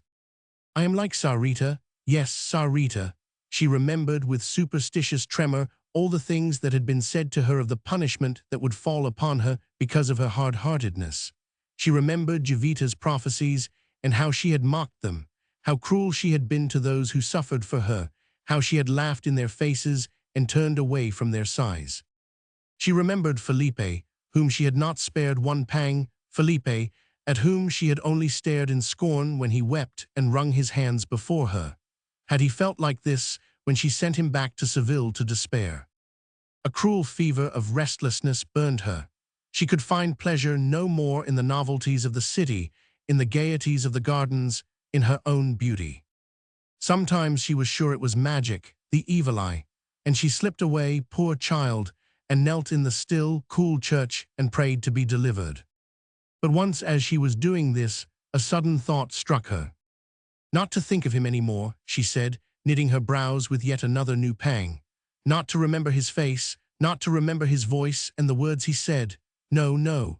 And her rosary slipped from her fingers and fell upon the stone floor, and she picked it up and rose from her knees and went away. All that day and night she thought, and the next day went to pray again, but not that she might be delivered. She brought to the shrine at which she knelt substantial promises as offerings. Hers were not the prayers of a saint, but of a passionate, importunate child, self-willed and tempestuous. She would not have prayed if she could have hoped for help from any earthly means. She had never prayed for anything before. She had always taken what she wanted and gone her way, but she had had few needs. Now in this strange anguish she could do nothing for herself, and surely it was the place of the Virgin and the saints to help her. She stormed the painted wax figure in its niche with appeals which were innocently like demands. Make him come back to her. Mother of God, he must return. Make him come to the wall some night. Yes, tonight. He must not know that she was like Sarita, but he must come, and whatsoever she did or said, he must not go away again. She would sell her new necklace, the silver comb her mother had left her, the comb her father had given her mother in the days of their courtship. She would do some work, and give to the Holy Mother some candles and flowers, but he must come back, and he must not go away again, whatsoever she did. She knelt upon the stone floor, her hands wrung together, pouring forth the same words breathlessly over and over, each reiteration more intense than the last, all her young strength going out into the appeal. And still, she had not yet reached the point of knowing what she should do and say when he came. When she tried to rise to her feet, she was obliged to make 2 efforts before she succeeded. She had given such a passion of strength to her siege that she was almost exhausted, and she went out into the dazzling sunlight trembling. She did this day after day, and at night she waited by the wall, but the road was always the same. And she could hear nothing, not a word. She could not ask, even though sometimes as she sat and gazed at José with hungry eyes, it seemed as if she must drop dead if he did not speak. But he did not speak because he could have told her but little, and was quite secure in his belief that the mere mention of Sebastiano's name angered her. So the time went by, weeks and months, and at last one evening she went to the church and prayed a new prayer. Sacred Mother, she said, I have sold the comb and the necklace, and I have worked and can keep my word. I have bought a little golden heart, and if he comes, in a fainter whisper, if he comes, I will say nothing ill to him. That night, for the first time, she heard of Sebastiano. Little Carlos came in and was full of news. They say that Sebastiano has had great success, and that perhaps he will go to America. Where is America? Asked Jovita. It is at the other end of the world, and never yet have the people seen a bullfight. Never, said José, staring. That is impossible. It is true, answered Carlos, and they are rich and like new things, and the king has spoken of sending for Sebastiano. He will be rich enough to build a palace for his old age. A few days later, in the dusk of the evening, there crept into the church a little figure familiar to the painted saints and the waxen Virgin. But today it wore a changed aspect. It moved slowly at first, reluctantly. The brilliant little face was pale, the eyes wild with torture. A moment it stood before the altar, and then flung up its arms with a fierce gesture. Mother of God, it cried brokenly, then if it must be so, tell him that I am like Sarita, and fell upon the altar steps shuddering and sobbing like a beaten child. Shuddering and sobbing like a beaten child, 135. Chapter 4. And yet it was again weeks and weeks before she heard another word. In those weeks, there were times when she hated José because he never once spoke of what she wished to hear. She could not speak herself, she could not ask questions, she could only wait, hungry and desolate. They would not even say, these people, whether he had gone to the King of America or not, whether he was at the other end of the world, or whether he was only in some other city. The truth was that José had innocently cautioned the others against speaking of one whom Pepita disliked to hear of. She does not like him, he said sorrowfully. Girls are like that sometimes. It makes her angry when one talks of him. But slow as he was, he could not help seeing in time that something was wrong with Pepita. Sometimes she scarcely talked at all, and she did not flame up when Jovita grumbled. It seemed as if she scarcely heard. Her eyes had grown bigger, too, and there was a burning light in them. They always appeared to be asking something. Often he found himself obliged to look up, and saw them fixed upon him as if they meant to wrest something from him. The careless bird-like look had gone, the careless bird-like laughter and mocking. He began gradually to fancy she was always thinking of something that hurt and excited her. But then there was nothing. She had all she wanted. She had as many trinkets as the other girls. She had even more. She had so little work to do that she had sought some outside her home to fill her spare moments, and she loved no one. There was not a man she knew who would not have come if she had smiled. What then could it be? And how pretty she was, prettier than ever, prettier because of the burning look in her eyes, and in something else he could not explain, a kind of restless grace of movement, as if she was always on the alert. "Are you not pleased with Madrid any longer?" he asked her once. "Yes," she answered. "Do you want anything?" "No." "It seems to me," he said slowly and with much caution, "that you do not amuse yourself as you did at first." "It is not so new," she said, "but there is still pleasure enough." And for a moment she kept her great, eager eyes fixed upon him, and then she moved slowly toward him and touched him with a soft touch on his big, clumsy shoulder and said, "You are a good brother, you are a good brother." "I have always loved you," he said, with simple pride. "When we were children, you know I always promised that you should see better days." She had forgotten to count the weeks and days, or to take note of the changing seasons, when one hot day in the early summer he came in, José, with an innocent joy in his face. He looked questioningly at Pepita 2 or 3 times, and then coughed. "You will not mind now," he said. "It is so long ago and it is all over. Sebastiano has come back. He did not go to America, he is in Madrid today. He came to me in the street. He did not avoid me. He was rejoiced to see me. It appears that it is all well with him. Afterward Manuel told me, it appears there is a very pretty girl he met in Lisbon. She is here now. It is said he will marry her." Pepita clenched her hands and stared at him with eyes that burned as never before. "It is not true," she said through her teeth. "It is not true." José fell back 2 steps. "Not true," he stammered. "Why not? They say so." "A man who slays bulls as he does," she said, "does not forget a woman in a day." José was lost in amazement. "I thought you believed nothing but ill of him," he said. "What has happened? You are angry, angry." "It is not true about the girl from Lisbon," she said. "It is a lie they amuse themselves with." Never had innocent José been so thunderstruck.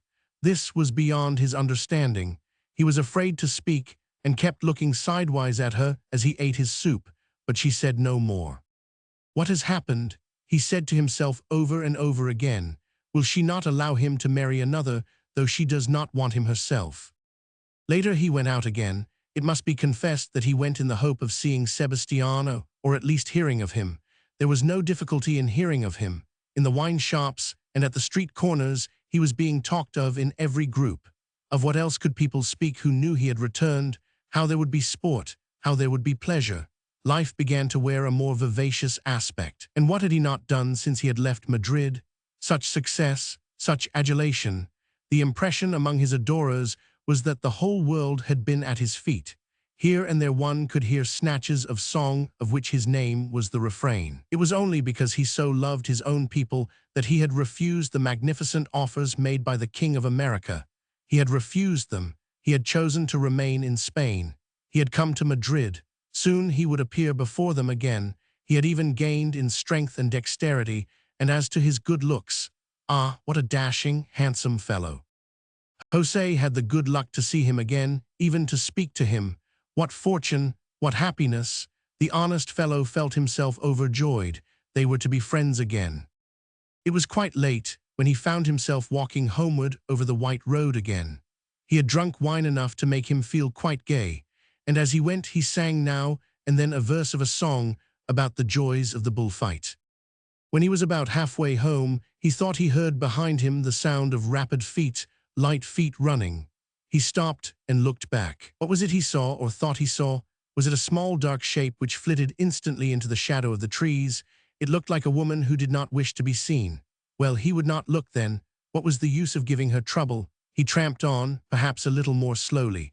It was late for a woman to be out on the lonely road alone. It must be past midnight. Then the thought came to him that perhaps she wished to pass him. In that case, he might look the other way, on the opposite side of the road. In fact, he crossed to the other side to leave the way clear, and went on good-naturedly, singing his song loudly and all out of tune. Yes, he had been right. Soon the footsteps drew nearer. The shadow within the shadow slipped past, ran swiftly. But by that time they were nearing his home, and there was a stretch of road unshaded by anything. The shadow hesitated, darted across the white space, and José, seeing it in the full light, uttered a cry and started in pursuit. In but a few moments he had reached it and held it by the arm, feeling all the slender body breathless and panting. The slender body breathless and panting 147. "Pepita," he cried, "it is you." She let the mantilla drop from her face and stood and looked at him. "Yes," she answered, "it is Pepita, and you need not ask, I will not tell you. I have been to look at something, and I will tell you nothing." He put his hand up and rubbed his forehead violently. Then he let it drop. "I shall not ask," he said. "You would do no wrong. You are a good girl, but—" "You think I have gone mad," she said, with a sudden change of voice and a piteous little shiver.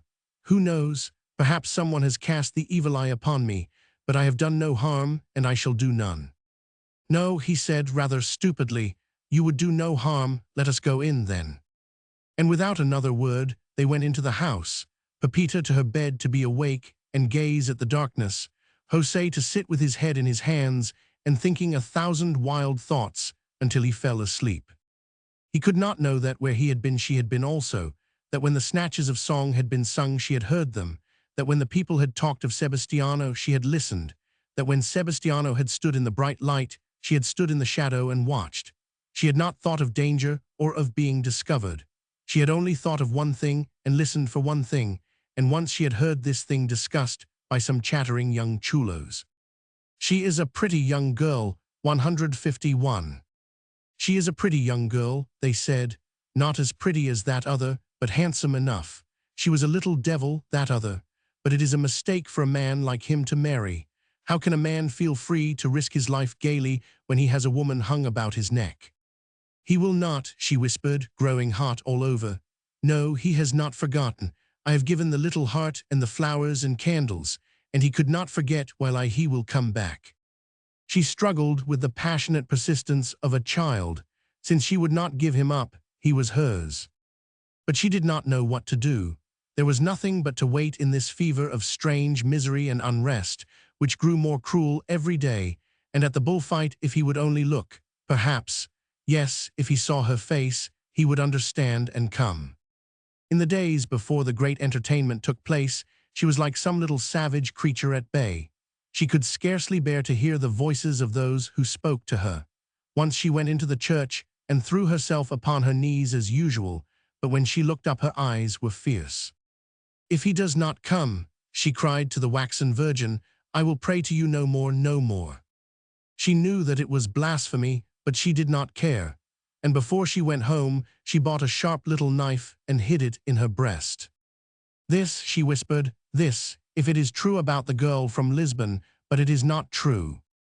For many years afterward, the day of the great bullfight was remembered. No one who saw it forgot it as long as he lived. Affairs used to date from it in the minds of many. A year had passed since that first brilliant day when Pepita had gone forth in her first festal dress. She remembered it all as she dressed herself on this other morning. The same day seemed to have come again, the same sunshine and deep blue sky. There were the same flowers nodding their heads. Jovita was grumbling a little in her haste, just as she had done then, and in the looking-glass there was the same little figure in the bright attire, the soft black hair, the red rose, the red mouth. As she looked, a sudden triumph made her radiant. I have not grown ugly, she said. No, she had not grown ugly. She was too young and strong for that, and excitement had flushed her into new brilliance. When she found herself seated among the fluttering fans of rainbow colors, that moment's glow of exultation left her.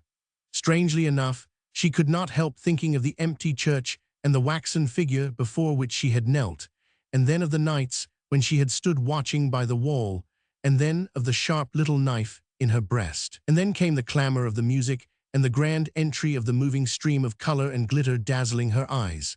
No, just at first she had not the power to look. Could it be she, Pepita, who felt dizzy and could not see, who could distinguish nothing in the splendid panorama of the triumphal march? And what clamor, what excitement there was on every side. What bulls, what men, they were saying about her. Only she seemed, in the midst of all the loud-voiced eagerness and delight, to sit alone, a cold little figure vaguely tormented by the gaiety and the voices and the color of fluttering fans and ribbons and costumes. The deep rose had fled from her face. She sat with her hands wrung on her knee and waited for one moment to come. The great bull ran bellowing around the arena. Little beribboned darts were flung at him and stuck in his shaggy shoulders. Brilliant cloaks were flaunted in his face. Taunting cries mocked him. He charged hither and thither in blind fury, scattering men and horses, who only returned again to the attack. It takes too long, communed Pepita, it takes too long. And then the voices began to call for Sebastiano. Sebastiano, Sebastiano, on every side, even the grand ladies and their cavaliers clapping their hands and calling also. The beauties in the high places were always ready to see him come and to give him a welcome when he risked his life to amuse them. He stepped forth in his rich dress, and with his gallant bearing, a more beautiful and gay figure than ever, it seemed the excited people thought. He had grown finer, without doubt, they said. His face was a little pale, but that only made more beautiful his long dark eyes, under their dense, straight, black lashes. It was the women who said this, and who saw the richness of his dress, the colors of his divisa, the close curl of his crisp hair, the grace of his movement. The men saw his superb limbs, his firm step, his quick glance, his bright sword. "Come, little slayer of bulls," they shouted, "and show us what you would have taught the people of America." And it appeared they were not to be disappointed in their expectation of sport. They saw that when he stood before the bull and made a little mocking bow of salute, he looked into its small, furious eyes with a smile as it drew near, a bellowing black mass, snorting and throwing up the dust. It was as ready to begin as he. It rushed upon him, and he was gone. He played with it, led it on, defied it, eluded it. The flashing sword seemed to become a score of glittering blades. The people shouted, rose in their seats, leaned forward, laughed, mocked the bull, cried out praises of sword and man and beast, of each leap, each touch of the steel's point. "He plays with it as if it were a little lamb," they cried. "Sebastiano, Sebastiano." Of what use to tell what must be seen in all its danger to be understood? The joy and exultation rose to fierce fever heat. The cries swelled higher, faces flushed and eyes sparkled and flamed, while the brilliant figure darted, leaped, attacked, played with death as it had done scores of times before. Only Pepita sat without color or applause. Only Pepita's fan was motionless amidst all the fluttering, though her breast moved up and down, and the throbbing in her side was like the beating of a hammer. She was speaking to herself, though her lips were closed. She was speaking to Sebastiano. "He will look soon," she was saying. "He will look as he did that first day. My eyes will make him look. They will force him to it. Listen, it is Pepita whose eyes are on you. You must feel them. You have not forgotten. No, and it is Pepita, Pepita." All the strength of her body and soul she threw into her gaze, all the fire of her young, wildly beating heart and throbbing pulses. "You must hear," she said, "Pepita, Pepita." And unconsciously she leaned forward so that her white face and great eyes, and the little black head with the rose burning in its hair, stood out among the faces of those about her. And he looked up and saw her, and their eyes met, and without knowing she started to her feet. No one knew, no one but herself saw how it happened. Even she did not understand until all was past. Their eyes met, as they had done on the day a year before. No, not as they had done then, but with a strange new look. Sebastiano started. The arena swam before him. There was a second, a fatal second in which he saw only a small face without color and the red rose which was the color of blood. Then there was a roar near him, a roar among the people, a wild shriek from the women. The bull was upon him. He made a misstep and was caught amid the shrieks and bellows and flung inert far out upon the hoof-trodden dust with the blood pouring from his side. But they said in the wine shops at night, when they took him up, though they thought him gasping in death, he had not lost himself. And as they carried him out, they came upon a girl, the one who is called the pretty sister of José. Her brother was taking her away. She looked like one dead 3 days, and Sebastiano, there is a man for you, tore the divisa from his shoulder and dropped it at her feet, and she snatched it up all wet with his blood and thrust it in her breast and dropped like a stone. It is said that he loved her, and she had a devil of a temper and treated him badly. He is a good fellow, her brother José, and wept like a child for Sebastiano, and has begged to be allowed to nurse him, and Sebastiano will have it so. I am strong as an ox, José had said, weeping. I can watch like a dog. I want neither sleep nor food, if it comes to that, and once when one of my comrades fell from a scaffold, I was the only one who could nurse him without killing him with the pain. He will tell you that I nursed him well and was never tired. Let him stay, said Sebastiano. In his struggle with death, which lasted so long, it was always the large form and simple, anxious face of José he saw when he knew what passed around him, and even when the fever brought him delirious visions, he was often vaguely conscious of his presence. For himself, he did not know whether he was to live or die, but one night he found out.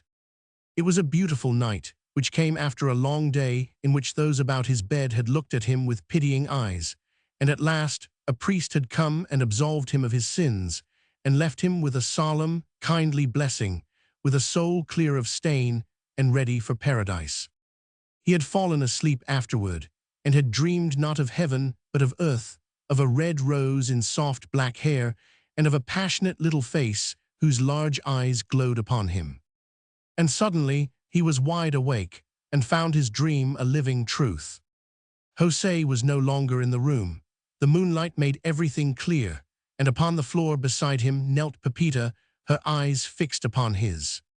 Dios, Dios, he murmured 163. Dios, Dios, he murmured. Hush, she said, do not speak. It is Pepita, look at me.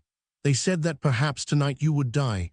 I have prayed until I can pray no more, and when I came to José, the tears were falling from his eyes, and he said perhaps you would not see the day. Then I showed him the little knife hidden in my breast, and told him if he did not let me come to you alone, I would not live. I said I could force you to remain on earth. I love you, I love you. It has all happened, that which you said would happen, and when the divisa fell at my feet, I hid it in my breast with the other which was there before. And because I love you so, you cannot die. I will do anything you say I must do. I am Pepita, and I give myself to you. I would give my blood and my life and my soul for you. Every night I have waited by the wall in the hope that you would come. I have watched you when you did not see me. If you had not come, I should have killed myself. If you die, I will drive the knife to its hilt in my heart. I can love more than those women who love so easily and so often. I knew nothing about it when I was so proud and mocked you. I know now, Mother of God, it is like 1,000 deaths when one cannot see the face one wants.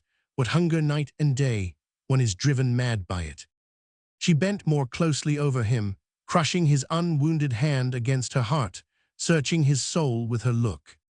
They said there was a girl in Lisbon whom you loved, she said. I knew it was a lie. Yes, he whispered, it was a lie, kiss me on the mouth. His arm curved itself around her neck, and the red lips, which had mocked, melted upon his own. Did you suffer? He murmured. She began to sob like a child, as she had sobbed at the feet of the Virgin. I told you that you would suffer. It was the same thing with me, saints of heaven. Human beings cannot bear that long. I shall not die, and I will make you forget the pain. Stay with me, and let me see your eyes and touch your lips every hour, that I may know you are Pepita, and that you have given yourself to me. I will stay through all the day and night, she answered. They cannot make me go away if I do not wish it. They always give me my way. I have always had it. The Virgin herself has given it to me. It seemed this was true. In a few months from then, the people who strolled in the public garden on Sunday looked at a beautiful young couple who walked together. There are two who are mad with love for each other, it was said. Sebastiano and his wife. She is the one he threw his divisa to when he thought himself a dead man. They used to call her the pretty sister of José.